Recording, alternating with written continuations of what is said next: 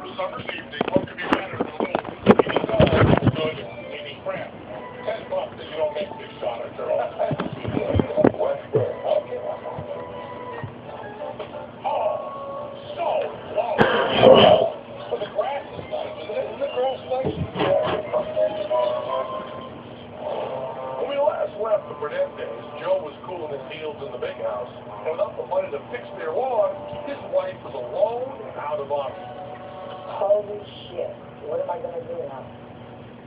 Fortunately, Joe's fate made the local paper. And across town, a good guy with a great name, Andy Law, read the story. It was wrong. It was wrong to put a senior citizen in jail. You understand that this is the judge's order, but it should have never went that far. We're talking about brass. We're talking about brass, right? You know? Yeah, we know. And although he'd never met them, Andy looked up the Prudentes in the phone book and drove to their house. And I knocked on the door, and they were all in the living room crying, and they said, I have no money, but I have equipment, and I can help you out to put the lawn. And then he said, let's make a few phone calls. And we got to make a few phone calls. And then the people came out of the woodwork. Within hours, an army of volunteers had arrived, from neighbors to sod and sprinkler companies. No lawn Nazis showed up to help. I think we started 10:30 in the morning on Saturday, and we were done by 6:30 in the afternoon. That afternoon, Joe was released from jail, and he soon found out why. We came down the street, they pulled in, and I said, look at all the people standing in the driveway. And I said, what the heck? And then that's when she started explaining, you know, who some of the people were and what was done. I got out of the car, shaking a few hands, and that's when I started, you know, choking up for them. Me and Mary, my girlfriend, we got in the truck, and we're going away, we're saying goodbye, and it just poured, downpour, like 5 minutes.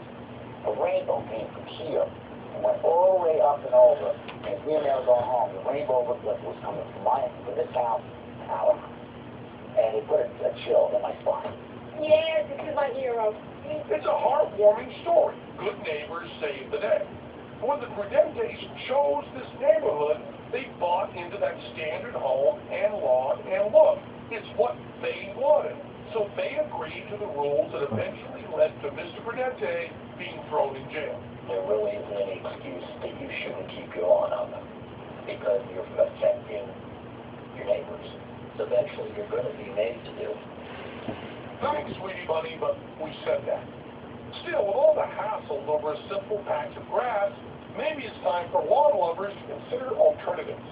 You don't have to have a lawn. You can put a meadow in your yard. You can have native plantings of one sort or another. Biodiversity is part of ecology. There's lots of things that are going to spring up in your lawn, and if you can learn to live with them, you're fine. My call to action would be to think about why you do things you don't want to do. Who is whispering in your ear when you buy chemicals you don't want to buy? When you hire a company you don't want to hire? Here's an opportunity with lawns for people to do what would make them feel better in the first place, which is just throw the damn thing out the window. The Swedish psychologist Dr. K. Anders Ericsson studied musicians at the Berlin Academy of Music and noticed that the ones that rose to the top of their fields had all practiced at least 10,000 hours. Now, 10,000 hours of practice isn't automatically make you a great musician. You need lots of other things like talent, ideas, great teachers, opportunity, maybe a little luck. But no matter what, you're going to need your 10,000 hours.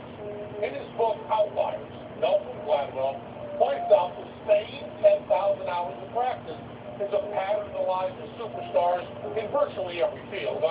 Bill Gates, Tiger Woods, the Beatles, they all have potential, and they also all put in the time. Now, our friend and snowblower, Mike Walls, says he puts 10 to 12 hours a week into his lawn. In 16 to 19 years, he'll have invested more than 10,000 hours. Now, perhaps your life dream is a world-class lawn like mine. But think about it, make the decision. If you've got the ideas and the talent, maybe you'd rather put your 10,000 hours into, well, anything else. You know, like Joseph.